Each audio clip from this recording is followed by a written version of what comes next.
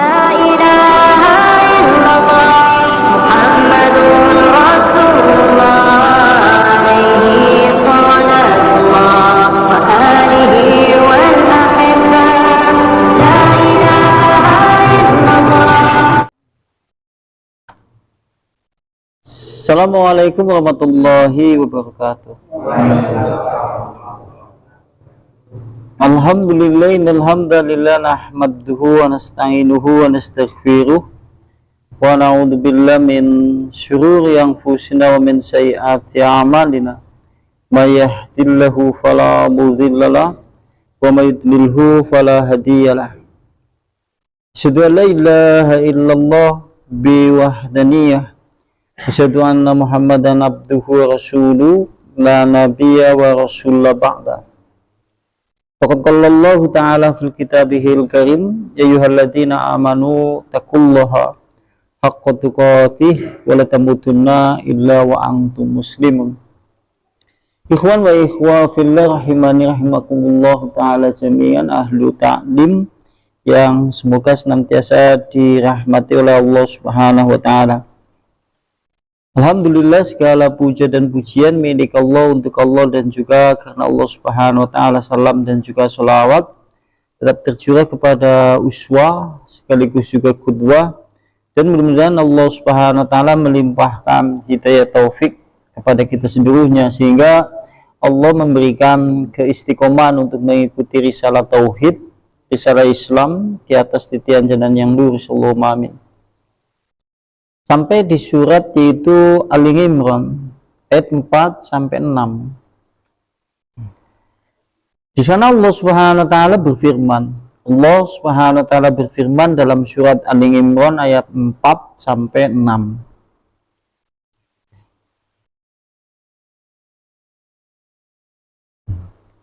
Min qablu hudal linnasi wa anzalal furqan. Innal ladzina kafaru bi ayatillahi lahum adzabun syadid Allahu azizun dzuntiqam. Min dari qablu sebelumnya, yaitu dari sebelum kitab-kitab yang telah diturunkan sebelum Al-Quran, yaitu Taurat dan Injil, yaitu hudan sebagai petunjuk linasi untuk manusia, wangzala dan dialah Allah Subhanahu wa ta'ala yang telah menurunkan Al-Furqan, pembeda antara yang hak ataupun yang batil, itu Al-Quran. Innal ladzina kafaru, sungguhnya orang-orang kafir, bi ayatillahi dengan ayat-ayat Allah, lahum bagi mereka adzabun yaitu azab, sifatnya azab, syadidun yang keras, wallahu adapun Allah azizun maha perkasa, dzuntiqamin yang memiliki siksa. Inna sungguhnya Allah la tidak yahfa tersembunyi alaihi atasnya.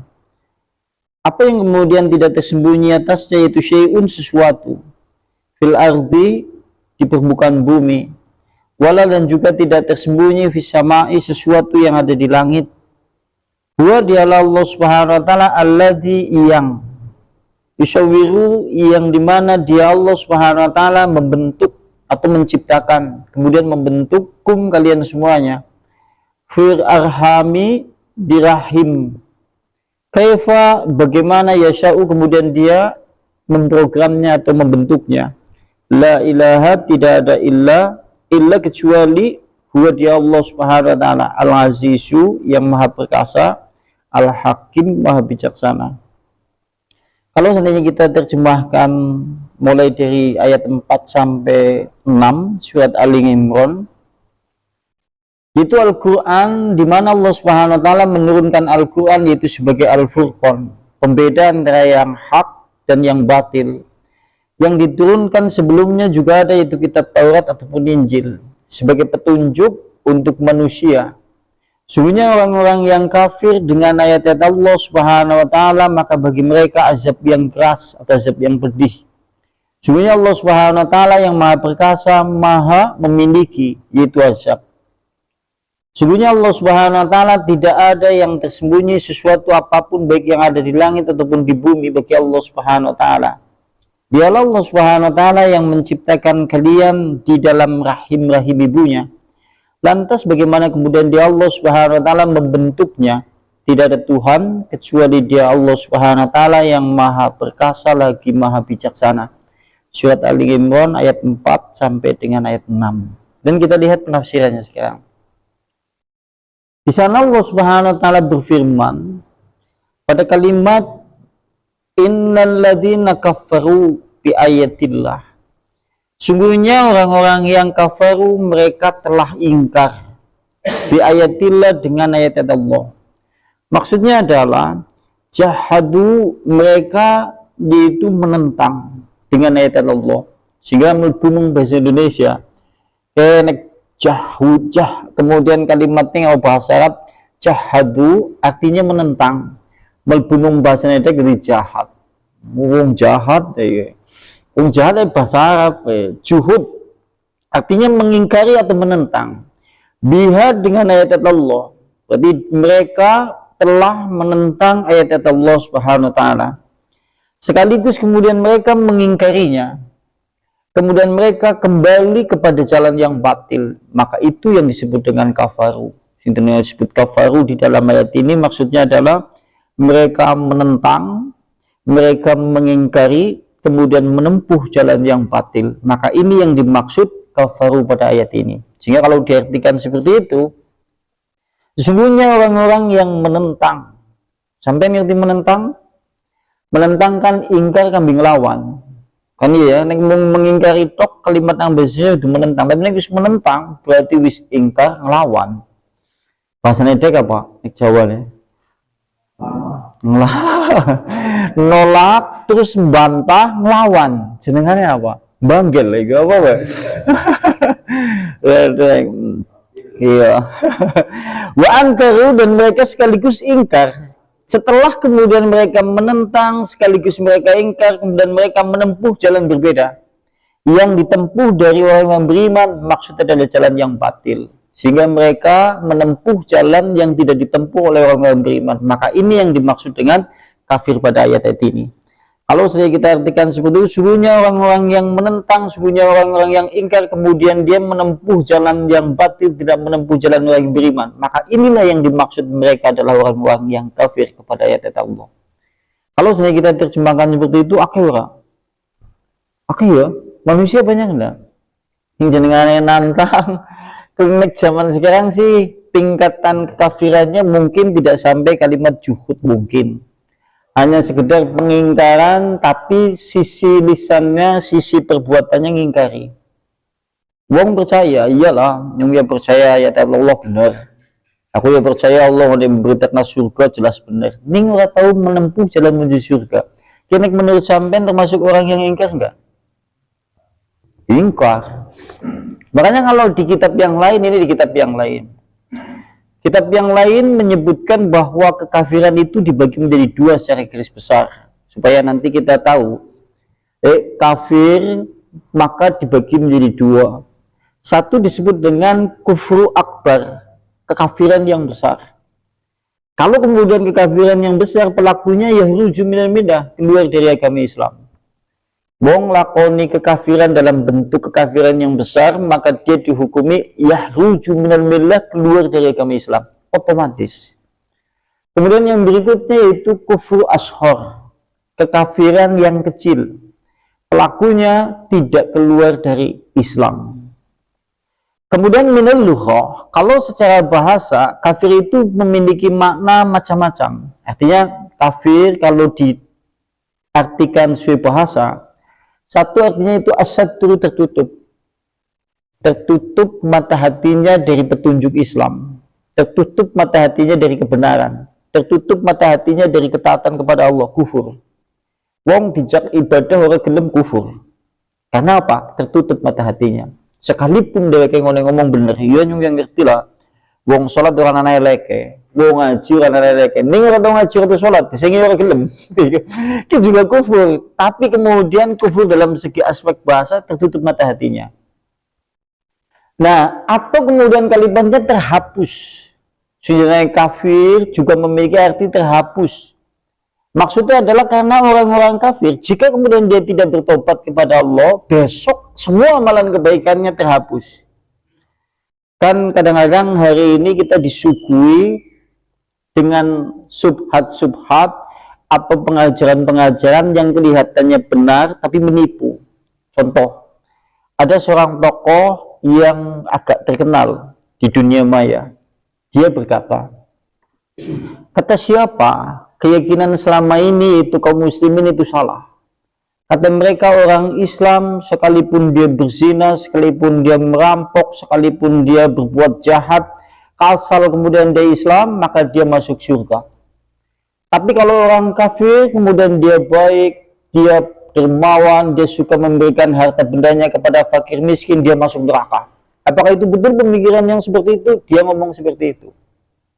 Ketone omongannya benar apa salah menurut sampean? Jadi menurut pemikiran dia memasukkan subhat ke dalam pemikiran kaum muslimin. Jerene, kalau orang kafir dia dermawan, kemudian dia baik, dia santun, dia senantiasa memberikan harta bendanya kepada orang-orang yang membutuhkan, tidak pernah memusuhi kemudian yang lainnya, maka kemudian masuk neraka. Kata dia seperti itu. Sementara kalau ada seorang Islam, dia kemudian jahat, merampok, mencuri, korupsi, dia masuk surga. Itu subhat namanya. Artinya meracuni pemikiran manusia dengan gaya bahasa yang kurang pas. Karena kayak gini maksudnya. Dalam ajaran Islam, nanti ada beberapa amalan-amalan yang menjadikan dia jatuh ke dalam kekafiran. Kalau suatu saat kemudian dia jatuh ke dalam kekafiran, maka dia tidak mungkin masuk ke dalam surga. Karena yang dimaksud sesungguhnya orang-orang beriman yang akan menempati surga adalah orang yang betul-betul beriman. Mati di atas keimanan. Jadi yang dimaksud orang yang masuk ke dalam surga, sekalipun kemudian dosanya ada, kemudian mati di atas keimanan, memiliki keimanan, maka dia masuk ke dalam surga. Jenengan wong beriman, kemudian mati di atas keimanan, membawa dosa besar, dan dosa besarnya itu kemudian belum ditobati, panjenengan mati di atas keimanan, maka jenengan tetap memiliki harapan masuk ke dalam surga. Dan ini menjadi keyakinan yang telah dibangun oleh ahlu sunnah wal jamaah, dan dari kelompok kaum muslimin zaman dulu sampai zaman sekarang tidak berubah. Nah, sementara kalau orang kafir, sekalipun dia baik, tapi kemudian dia kafir, maka tetap masuk neraka. Kenapa? Ayat Allah yang berbicara, innalladzina kafaru, sungguhnya orang-orang kafir, sungguhnya orang-orang musyrik dari kelompok ahlu kitab, maka mereka berada di dalam neraka jahanam. Allah sih ngomong kok. Apa yang ini diprotes? Tapi sebenarnya ada beberapa pengajaran yang seakan-akan memasukkan kerancuan kepada kaum muslimin. Ini kan rancu pemikiran kaum muslimin. Nah, kalau tidak jeli dan tidak teliti, kita bisa membenarkan. Oh iya ya, benar pikirannya sampean ya. Masa enggak ada wong Islam jahat, nyerampok, mencuri, korupsi, dia mati masuk surga. Enak teman wong Islam.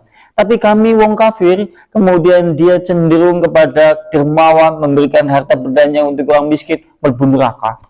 Makanya ulama ini disenengi nang wong-wong kafir.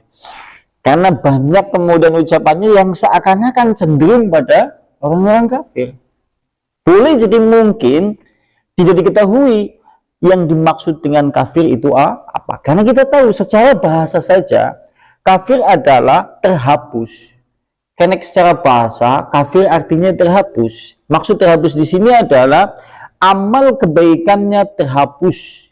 Kelak tidak dibalas di dalam kehidupan akhirat. Karena dibalasnya di dalam kehidupan dunia. Kayak artinya juga kafir terhapus. Mulanya wong-wong kafir, dia hanya dibalas di dunia saja. Dulu kan pernah membahas di kitab Tadkiro yang berbicara masalah al-maut kafaratul lil muslim, yaitu kematian kafarat untuk orang Islam.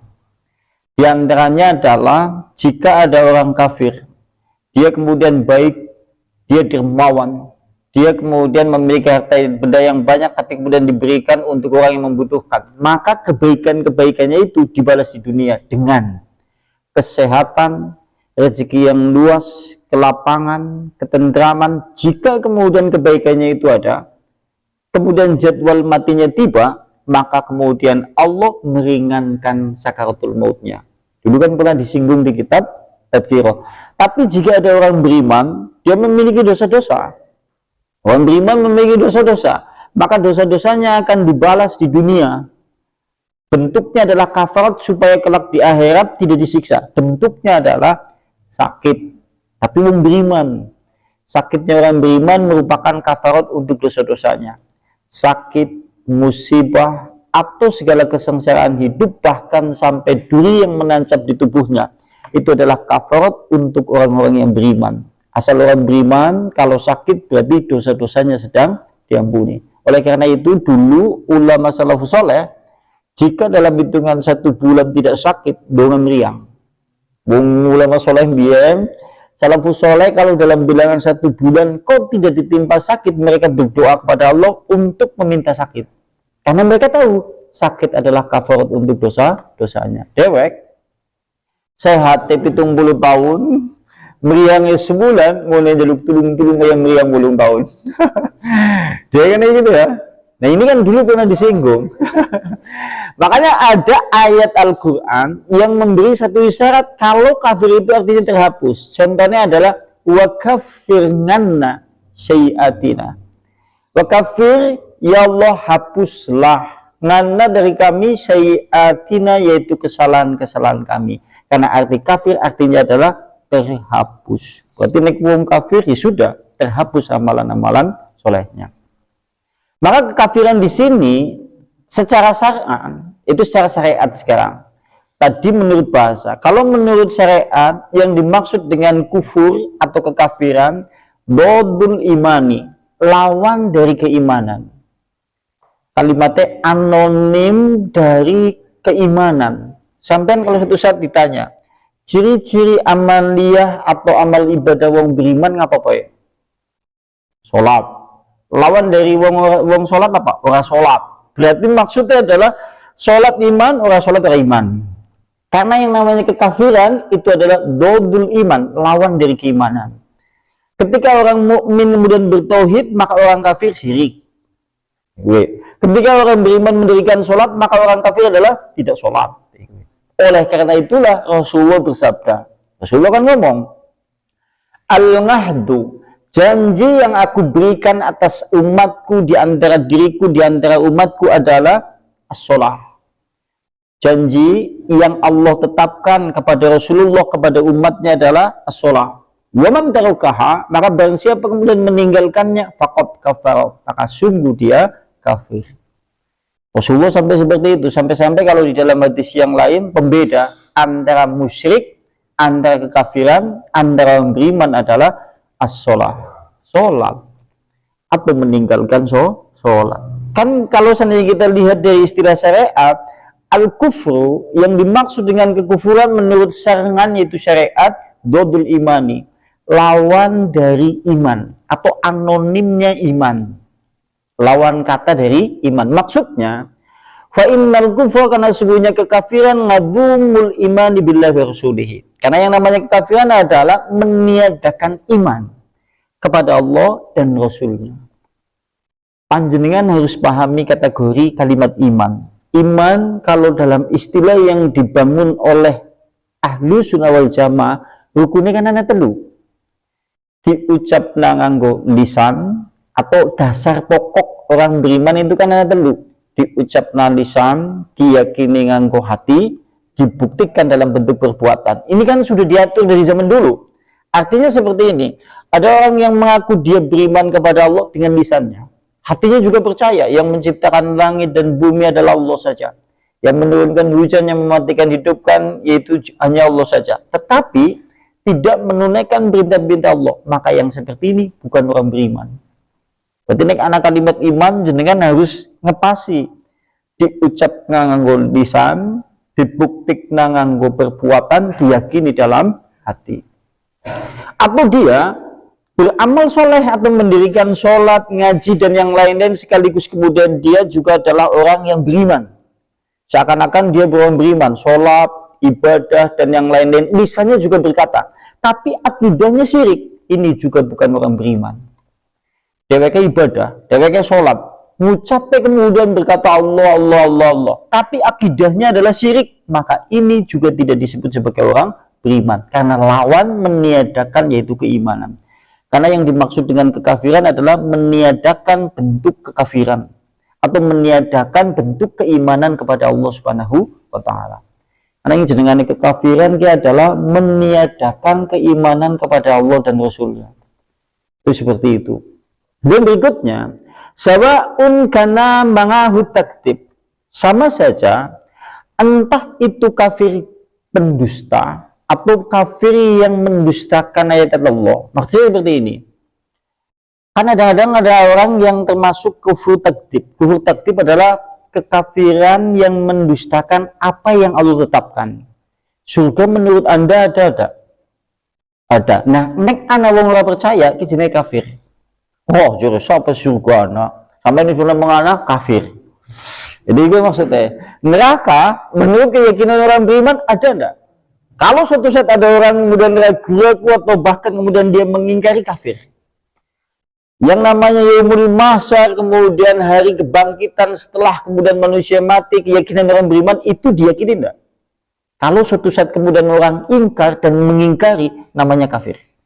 Karena yang dimaksud kekafiran sama saja bentuknya, entah itu kafir dusta atau mendustakan apa yang telah Allah janjikan, maka ini disebut dengan kafir menurut syariat Islam. Oke, orang ini termasuk kekafiran lagi. Kita masuk kekafiran lisannya ngomong aku yang percaya neraka ana, surga ya ana, tapi tidak pernah beribadah kepada Allah. Ini juga termasuk kekafiran. Sekalipun ini kekafiran termasuk kekafiran yang kecil.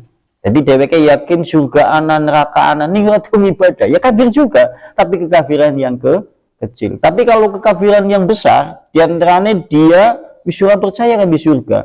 Malah ngonyek-nyekan, hina-hinaan. Yaitu malah mulai ngomong, wow, jenengane surga apa yang gane ana sampai nih pun ngomong men ora apa nyemel bunderak apa men ngesuk nyung kumbur bibit mispir misal seperti itu. Ini namanya kekafiran yang termasuk kategori kekafiran yang besar. Naudzubillah min dzalik. Sekarang berikutnya, kekafiran tadi dibagi menjadi dua, yaitu kafir besar, kafir kecil. Kafir besar yaitu yuhriju minal millah, mengeluarkan dari agama Islam, ada 5 jenis. Kekafiran yang mengeluarkan seorang dari Islam, kemudian ini ada 5 jenis. Ada 5 jenis termasuk kekafiran besar. Al-awwalu al-qasmul awal, atau pembagian yang pertama adalah kufur takdzib. Kekafiran yang mendustakan apa yang Allah telah tetapkan. Tadi yang pertama. Yang pertama termasuk jenis kekafiran yang besar. Pelakunya bisa keluar dari agama Islam. Itu diantaranya adalah dia mengingkari apa yang Allah janjikan, baik di dalam Al-Quran dan Sunnah. Mengingkari surga, mengingkari neraka, mengingkari hari kebangkitan, dan mengingkari yang lain-lain. Kita termasuk kekafiran yang besar. Nek ana wong kemudian ngomong ngasih geglewean, wah jere sapa ngesuk kumpul nang padang mas, wong mati terus mati, ngeleng, rampung. Ya seperti ini jenis kafir yang besar. Pelakunya ya rujuk mindah keluar dari agama Islam sampai dia bertobat.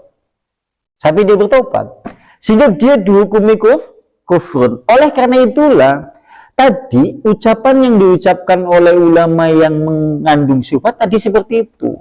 Jare sapa wong Islam asal dia maling, nyolong dan berbuat seperti ini, seperti itu, kejahatan-kejahatan yang lain, kemudian dia asal mulai seperti itu masuk surga. Karena ini tidak diperjelaskan secara perinci. Karena boleh jadi mungkin setelah orang kemudian mati dalam keadaan kafir dan dia kemudian beramalia kafir, sekalipun agamanya Islam, dia dihitung sebagai kafir. Ana wong kafir, ana wong Islam, dia terjatuh di dalam hukum kekafiran dan dia mati di atas kekafiran, maka dia termasuk golongan bukan orang Islam, tapi orang kafir. Atau mendustakan apa yang telah Allah tetapkan, contohnya syariat Islam.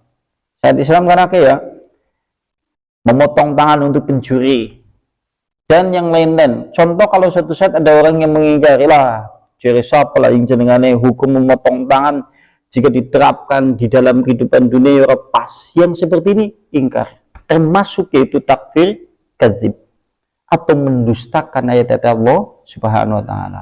Kan bahaya. Ada orang yang terjatuh seperti itu. Pelakunya disuruh untuk betul-betul bertobat kepada Allah. Kalau itu memang datang dari Al-Quran dan Sunnah, sudah kita terima saja. Sami'na wa ta'na bagi orang beriman.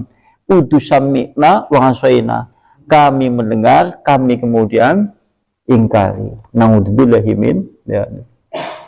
Sehingga Allah Subhanahu wa taala berfirman terhadap poin ini. Allah berfirman, "Wa man adlamu mimman iftara 'ala Allahi kadziban aw kadzdzaba bil haqqi lama ja'ahu alaysa fi jahannama mathwa lil kafirina."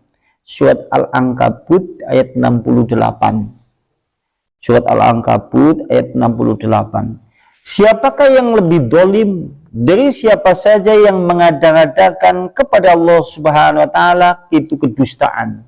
Maksud mengada-ngadakan Allah kedustaan adalah dia mengingkari apa yang Allah tetapkan, atau kemudian dia mendustakan yang Allah tetapkan, sekaligus kemudian dia mengingkari. Setelah kemudian datang kepadanya itu al-haq atau kebenaran, bukankah jahanam itu adalah tempat kembali bagi orang-orang kafir. Jenengane kafir, takdib pelakunya keluar dari Islam. Aku ora sing gitu. Mati yang leng, men neraka apa, men betul itu dari kafir. Jenenge kafir takdib. Boleh kemudian dia, apakah kemudian suatu saat kemungkinan dia itu diterima tobatnya? Iya, dia disuruh bertobat. Kalau dia mau bertobat, maka kembali dia menjadi muslim.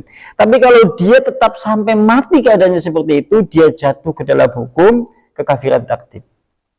Wah, naudzubillahi min dzalik. Karena kadang-kadang, dan kita nggak usah ragu-ragu, hari ini kita kadang-kadang dihadapkan pada permasalahan wong Islam zaman sekarang KTP di Islam kabeh. Tapi mereka itu tidak pernah mengkaji apa sebab-sebab yang menjadikan manusia muslim dia jatuh kepada kekafiran. Maka kalau suatu saat jenengan mendapatkan hukum fikih, contoh, kita tidak boleh memandikan jenazah kafir, kita tidak boleh menyolatkan jenazah kafir, maka panjenengan kafir ada dua, kafir yang sifatnya non muslim atau kafir yang dia Islam jatuh ke dalam kekafiran secara hukum. Wah, wong kayaknya jatuh ke dalam kekafiran secara hukum, mending tinggal. Karena kita kan tidak boleh menurut fikih Islam memandikan jenazah dilarang orang kafir. Sekalipun dengan memandikan menurut Imam Syafi'i udah ibadah aja melu-melu, malah nek menurut kemudian saya Islam Ibnu Taimiyah atau kemudian saya Utsaimin lebih sering maning. Men tujuannya pengajaran lu, pengajaran wong sing Islaman supaya dia memang betul-betul memperbaiki Islamnya dan betul-betul menempuh jalan Islam, supaya kemudian hukumnya tidak rancu. Hari ini kan hukumnya rancu kadang-kadang. Wong dari ke Islam, tapi ya, nah sholatnya semananya ngerti dah kapan, pas badan, lebih bila. Iya kan, akhirnya rancu ya. Ya coba bayangkan kalau suatu saat ada kaum muslimin dia sholatnya seumur hidup hanya 4 kali, muslim dah kalau menurut Anda? Bukan. Kenapa? Cukup jelas di dalam hadis-hadis Rasulullah. Ya wis, kalau suatu saat dia mati dalam keadaan seperti itu, kita secara hukum fikih nggak perlu nyolati. Bahkan kemudian kalau dia dihukumi secara fikih ekstrim atau yang kemudian dilarang kita menyolati memandikan jenazah kafir, sekalipun kita memandikannya, kita tidak dihitung ibadah kok. Nek menurut Imam Syafi'i, nggone ngedusi wis ora perlu nganggo tata cara sebagaimana muslim dusi gebir-gebir baik. Dan gue pengajaran di tengah-tengah masyarakat supaya kemudian kaum muslimin yang abang-abangan atau kaum muslimin yang notabene setengah-setengah supaya gue pengajaran. Tujuannya nih gue. Kenapa hari ini kemudian kaum muslimin seakan-akan semakin kesini banyak kaum muslimin tapi banyak yang abu-abu? Karena permasalahannya adalah hukum-hukum di dalam aspek-aspek Islam jarang kemudian diterapkan secara menyeluruh. Coba nih diterapkan secara menyeluruh. Nah hukum fikih secara menyeluruh coba diterapkan. Kayaknya ya wong pada beti. Oh iya ya, aku beti lah mau ngasih mati di atas kekafiran. Kau nyuruh didusi malah semuanya ngerti kita nggak. Aku mau digebing tok. Lebih banyak suhu gitu kan. Karena dek kan ya gitu kan. Akhirnya ngaca sama masyarakat. Oh iya lah ngesuk junggap sholat lah. Kan seperti itu. Akhirnya wong ayem-ayem. Sing lebih parah maning, tokoh-tokoh masyarakat kadang-kadang tidak tahu terhadap hukum-hukum yang seperti itu. Sehingga lebih parah maning, kadang-kadang tokoh-tokoh masyarakat tidak mengetahui hukum-hukum yang seperti itu. Akhirnya, aduh, ya rancu maning.